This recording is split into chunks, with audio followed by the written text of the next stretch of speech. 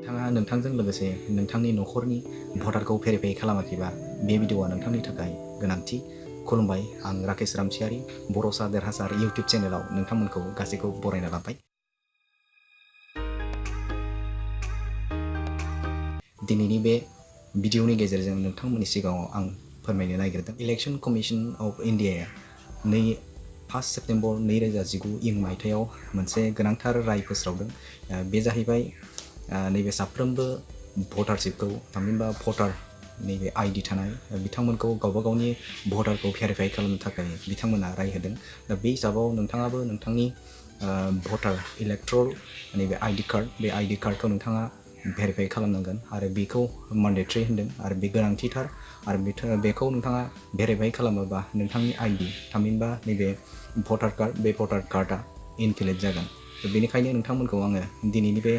भिडिअनि गेजेरजों नोंथांमोनखौ फोरमायनो लुबैदों जे नोंथाङा नोंथांनि जे भटार कार्ड बे भटार कार्डखौ थाबैनो भेरिफाइ खालामना ला। मानोना नोंथांमोना मिन्थिगौ नैबे भटाराव गोबां सुबुंफोरनि जे मुं स्पेसियेलि बर'फोरनि मुंफोरा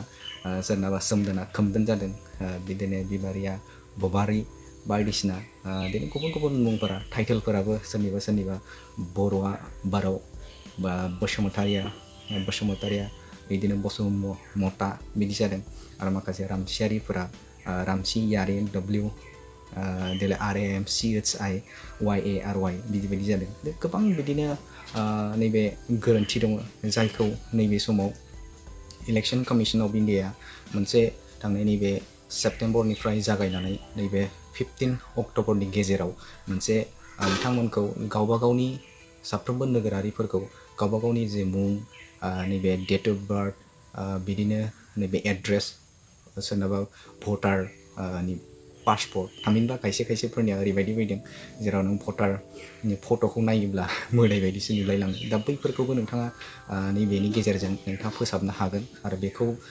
नोंथाङा माबायदि खालामनांगौ थामहिनबा माबायदि नोङो बेखौ फोसाबगोन बेखौ आं दसे समनि उनाव बुंगोन। नाथाय बेनि सिगांनो आं बेखौनो खावलायगोन नोंथाङा सासे सांग्रां नोगोरारि महराव नोंथाङा नोंथांनि जे आइडेन्टिटी फार्स्ट आइडेन्टिटी होनोब्ला नैबे भटार कार्डआनो भटार कार्डनि उनावसो गुबुन जेरै पेन कार्डनिफ्राय लानानै ड्राइभिं लाइसेन्स दा बैफोर इस्यु जायो। आरो माखासे समाव ओरैबायदि जायो जों भटार कार्डआ भुल गोरोन्थि बे गोरोन्थिनि थाखायनो जोङो नैबे पेन कार्ड एप्लाइ खालामनो हाया, ड्राइभिं लाइसेन्स एप्लाइ खालामनो हाया, बेंकआव एकाउन्ट खुलिनो हाया, बायदिसिना जों प्रब्लेमाव गोलैनो गोनां जायो। जेराव भटारा मोनथाम बिथिङाव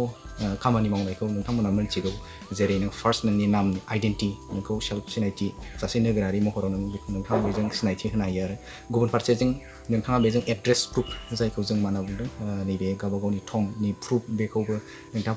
भटारनि गेजेरजों नोंथाङा होनो हायो। आरो गुबुन फारसेजों नैबे डेट अफ बार्थ थामहिनबा नोंनि बार्थ जोनोमनि तिथि थामहिनबा नोंनि जोनोम सार्टिफिकेट बा बेबो नोंथाङा भटारनि गेजेरजों जायो। नाथाय आसामाव ओरैबायदि प्रब्लेम जेराव नोंथांमोना बांसिनखौनो नैबे इयारखौल' होनाय नुयो। जेरै 30 इयार्स नैबे 25 इयार्स नैबे 40 इयार्स दा बिदि बायदि जों नुनो मोनो। नाथाय बेवहाय रोखायै बेनि डे मान्थ इयार बे गैया। जायनि थाखायनो नैबे डाटा बेसाव सोनो थाखायनो ECI नैबे इलेक्शन कमिशन अफ इन्डिया नैबे भेरिफाइ खालामनायखौ दाबो होनाय जादों। दा बेनिखायनो नोंथांमोना गोबाव खालामनाङा, थाबैनो नोंथांनि भटार आइडि कार्डखौ लानानै नोंथाङा खाथिनि नैबे कमन सार्भिस सेन्टार नहलेबा नोंथाङा एपनि गेजेरजोंबो नोंथाङा नैबेखौ भेरिफाइ खालामनो हागोन। आरो बेजों लोगोसेनो गुबुन मोनसे बाथ्रा आं बुंबावनो सानदों जाय बिथांमोना गोदानै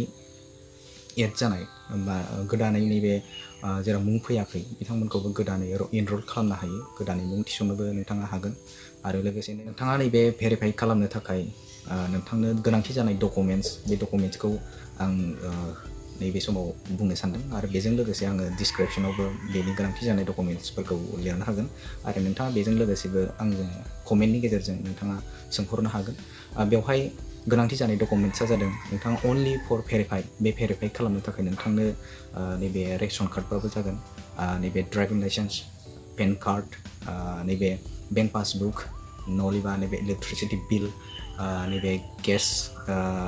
खायसे जे गेसनि जे मोनसे बुक थायो बेबाबो जागोन। आरो लोगोसेनो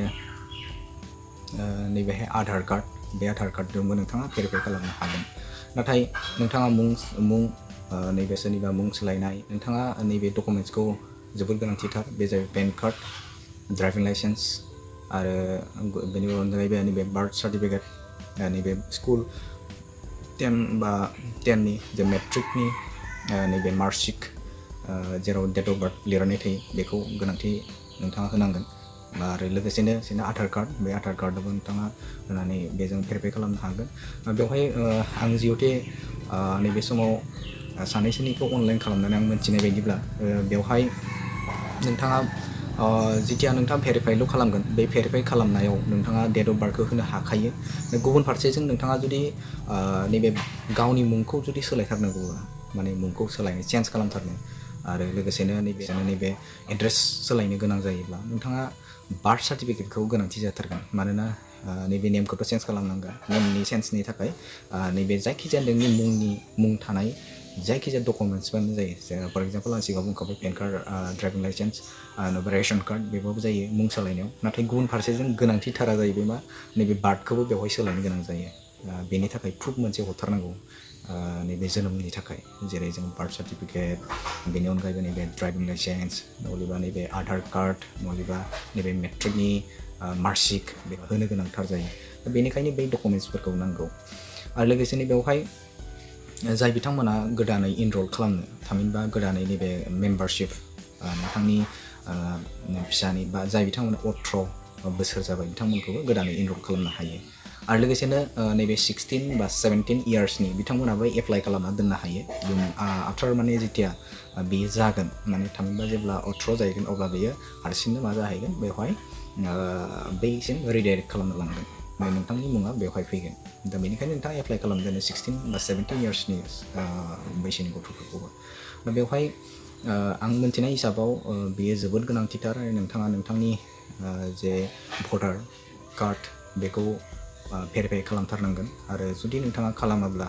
नोंथांनि जे भटार नैबे कार्ड आइडि बे एक्सपायार जागोन थामहिनबा इनभेलिड जागोन बे जेबो खामानियाव जानाय नङा दा बेनिखायनो नोंथाङा गोबाव खालामनाङा नैबे खाथिनि नोंथाङा कमन सार्भिस सेन्टार नैबे CSC जायखौ बुङो बे CSC आव थांनानै नोंथाङा नोंथांनि मुं नोंथांनि नैबे भटार कार्ड बे भटार कार्डखौ भेरिफाइ खालामनो नोंथाङा हागोन आरो लोगोसेनो नोंथाङा सेल्फ एपनि गेजेरजोंबो एप्लिकेशननि गेजेरजोंबो जेराव प्ले स्ट'राव मोनो बे एपनि गेजेरजोंबो नोंथाङा नोंथांनि मुंखौ बा नोंथांनि नैबे भटारखौ भेरिफाइ खालामनो हागौ नाथाय बेवहाय माखासे गोबां जेंनायाव फैनो नागिरो बेनिखायनो आंनि साननाय हिसाबाव नोंथाङा माब्लाबा ओरैबायदि जायो जेराव नोंथाङा एबसेन्ट खालामोब्ला OTP फैनो नागिरा आरो गुबुन फारसेजों नैबे जेराव डकुमेन्ट्स हरनो गोनां जायो बेवहाय साइजआ मिलाया बिदिबायदि प्रब्लेम जानो नागिरो बेनिखायनो नोंथाङा गोबाव खालामालासिनो साखाथियाव थानाय CSC कमन सार्भिस सेन्टार बेवहाय जगाजग खालाम आरो नोंथाङा बेवहाय गावनि जे भटार कार्ड बेखौ भेरिफाइ खालामनो लानो गोनांथि आं सासे नोगोरारि महराव बेखौ दिनै नोंथांमोननि सिगाङाव आरो सासे इउटिउबार हिसाबाव आं बे बाथ्राखौ नोंथांमोननि सिगाङाव बुंबाय फोरमायबाय हायोब्ला गासैनोबो मिन्थिनायनि थाखाय आंनि जे भिडिअ बे भिडिअखौ शेयार खालाम आरो लोगोसेनो नोंथाङा जुदि आंनि भिडिअखौ साबस्क्राइब खालामना लायाखैब्ला अननानै साबस्क्राइब खालामनो थाखाय आङो गुरै खावलायबाय आरो बिदिनो नोंथांनो गोनांथि जानाय जे भिडिअफोरखौ आं बानायबाय थादों आरो लोगोसेनो बेवहाय नोंथांनो गोनांथि जानाय जे सोंथिफोर दङब्ला बा बबेबा कनफिउस जुदि मोनदोंब्ला अननानै आं कमेन्ट्सनि गेजेरजों सोंहरनो हागोन आं हानायमानिखौ नोंथांमोननो रिप्लाइ होनो नाजागोन स' दिनैनि भिडिअआ बेखिनियानोसै गोजोन्थों उननि भिडिअफोराव लोगो मोनगोन आरो सासे नोगोरारि महराव नोंथांखौ नैबे भिडिअखौ शेयार खालामनो थाखाय गुरै खावलायबाय गोजोन्थों जै बर' हारिनि जै